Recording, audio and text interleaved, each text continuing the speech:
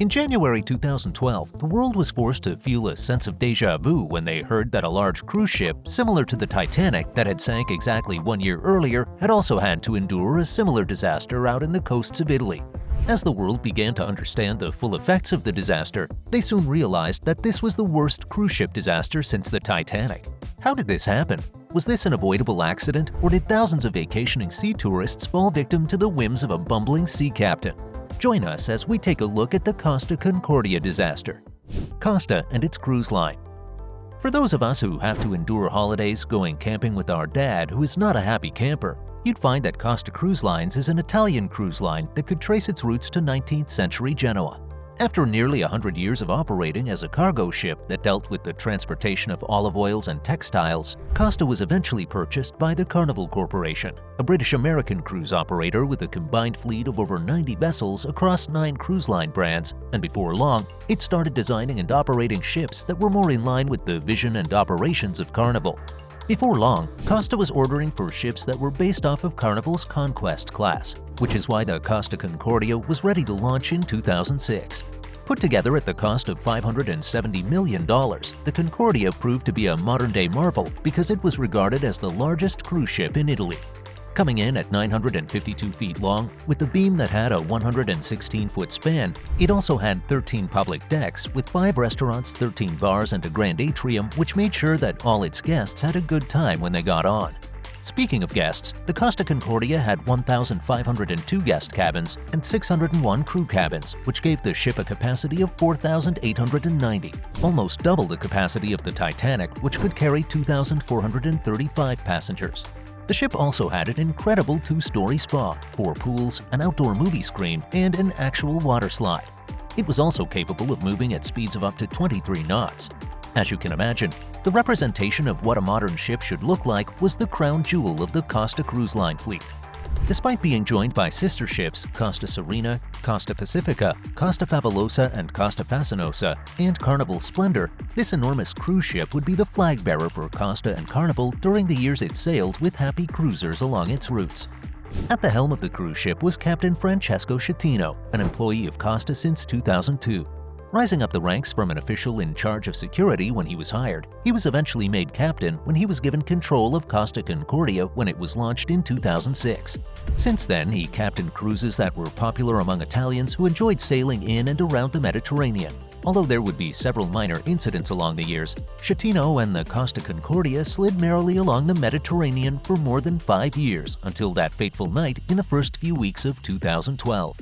The disaster. The event started innocently enough. After embarking on a 7-day cruise which began in Cagliari on 11th January 2012, the vessel made its way to the likes of Sicily before arriving at Civitavecchia, a coastal town northwest of Rome, on Friday the 13th. Perhaps they should have taken the date as an omen because rather than sticking to the normal route to its next stop, for some strange reason, the ship made a deviation.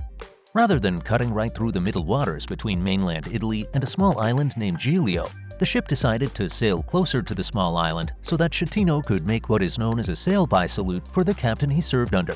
While this would also have served to give the cruise passengers a unique and breathtaking view of the island, this would be proved to be ill-advised.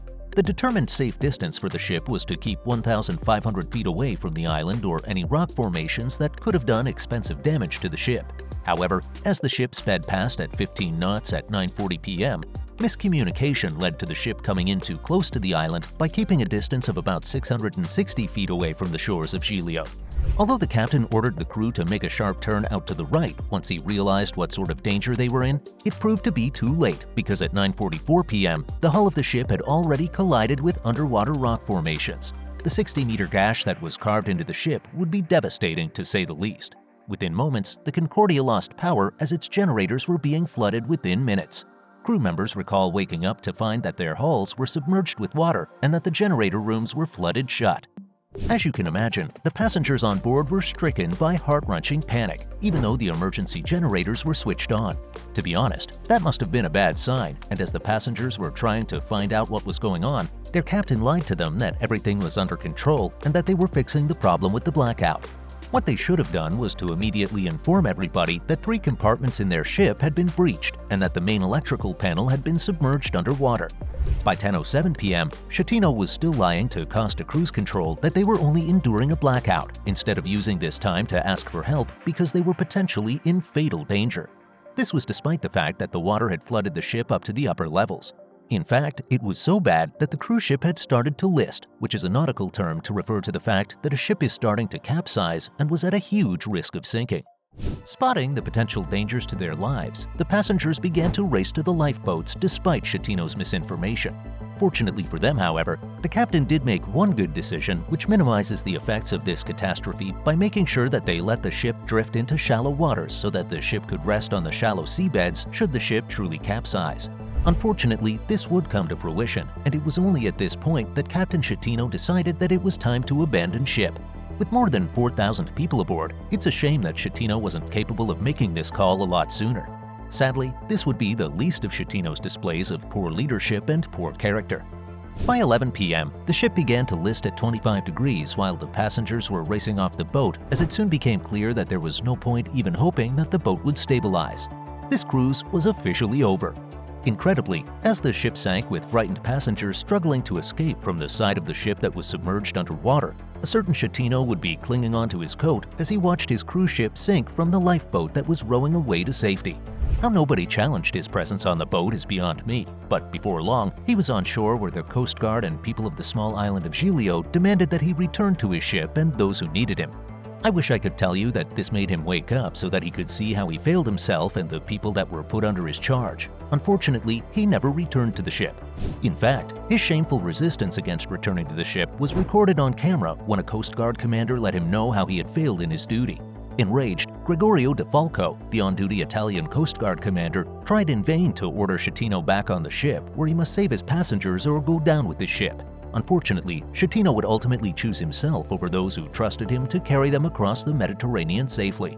Not even Gregorio De Falco's pleas to think about the women and children aboard could move him.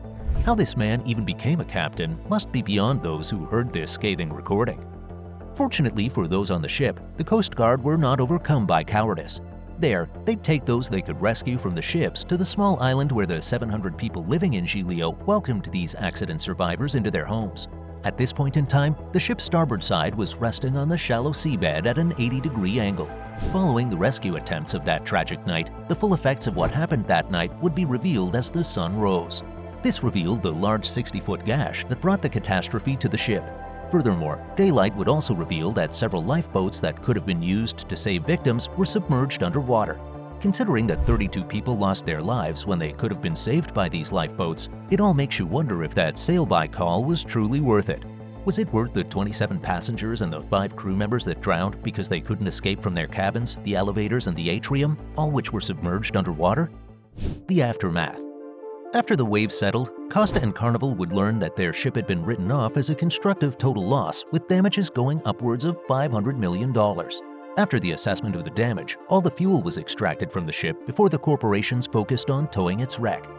Faced with moving this 114,000-ton carcass, Costa and Carnival embarked on this Herculean task by first constructing a steel platform which would be placed underneath the submerged side of the Concordia so that they could stand it upright. Following this, the engineers decided to fix massive buoyancy tanks onto the ship's port side. This helped the crew hoist the ship to its upright position on 16 September 2013, a little more than a year after the disaster. As the world came to terms with the damage and decay that had occurred to the ship due to the accident and the lack of maintenance, the salvage team fixed another set of buoyancy tanks on the other side of the ship before it was lifted off the steel slides. Soon the ship was towed to the Italian port of Genoa, where the ship would be stripped apart and sold for parts. Hopefully, the sale of this part would help Costa and Carnival recover the $1.2 billion they lost to the Costa Concordia disaster. That being said, while the ship was being taken apart, the world didn't forget to hold somebody accountable for this catastrophe. While a handful of the Concordia's first officers got thrown into prison for a maximum term of 2 years, the worst was saved for Captain Schettino. As bad as it is that it was his call to make the sail-by call, this man had the stones to claim that while he was actually trying to coordinate the ship's evacuation process due to the listing of the ship, he somehow slipped and stumbled into a lifeboat which took him to his safety. He decided to stick to this lie despite the fact that there was footage which showed the cowardly captain slinking onto a lifeboat. While he was battling those charges, it was then claimed that apart from making the call that could be said directly led to the accident, he also wasn't paying attention to what he was doing because he was distracted by his mistress, which he snuck on board without paying for her fare. Even Peter Griffin couldn't pull this off. Rather than owing up to his part in the tragedy, Schettino chose to lie and remain in denial, even doing his best to establish himself as a hero in this tragic story. While yes, he chose to ground the ship, which prevented even more people from dying, Schettino was charged with manslaughter, causing shipwreck, and abandoning passengers. He is now serving a 16-year prison sentence after being found guilty. Although Costa and Carnival never faced any criminal proceedings, the immense loss incurred from the events of the disaster may serve as some sort of punishment to the companies. Yes, no amount of money can replace lives, but the loss of billions of dollars will hurt anybody. That said, the compensation of about $13,000 to all those who survived, a sum which included the costs of their cruise tickets, may be seen as a slap in the face if we're all being candid with ourselves. Truth be told, as unbelievable as such an event was, it serves as another reminder that nature might always win against science and technology. This massive ship that cost almost $600 million could survive the brush with nature, and unfortunately, not only were billions of dollars lost, but the lives of innocents were lost as well. With any luck, Costa and Carnival have learned the appropriate lessons from this accident. Hopefully, they may be able to put that unsinkable vessel together. However, as we look at what history has told us from one century to another, this is not an easy task. With that, this video has come to an end. Kinda heavy, huh? Come see scientists' terrifying new discovery in Egypt changes everything in this video. Also, you can find out about some of the interesting facts about the Bermuda Triangle in this video. Don't forget to like and subscribe as well as you enjoy our content. Until next time, goodbye.